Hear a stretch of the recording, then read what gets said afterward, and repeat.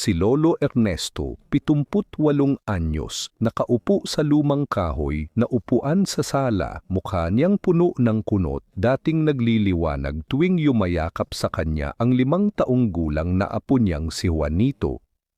Lolo, kwento ulit. Ang tawa ng bata, init ng maliit na kamay sa palad niya, amoy baby powder at pawis pagkatapos maglaro. Iyon ang nagpapabata sa kanya araw-araw. Isang umaga, dumating ang nanay nito. Walang mahabang paalam. Kailangan ko siya sa Maynila, lo. May school doon. Mas maganda. Kinarga ang umiiyak na bata, mabilis na yakap, malamig, at nawala sila sa likod ng tricycle. Naiwan si Lolo.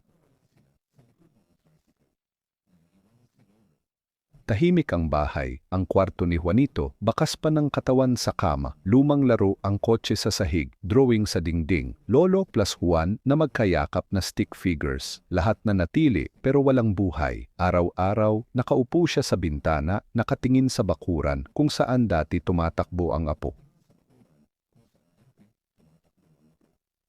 Hawak ang hangin, pilit na hinahalikan ng alaala ng maliliit na daliri, bigat sa dibdib, malabong mata sa luha na hindi na pinapahid, tahimik na hikbi sa gabi, hinahaplos ang unan. Juan, ingat ka ha, Lolo, nandito pa rin, naghihintay.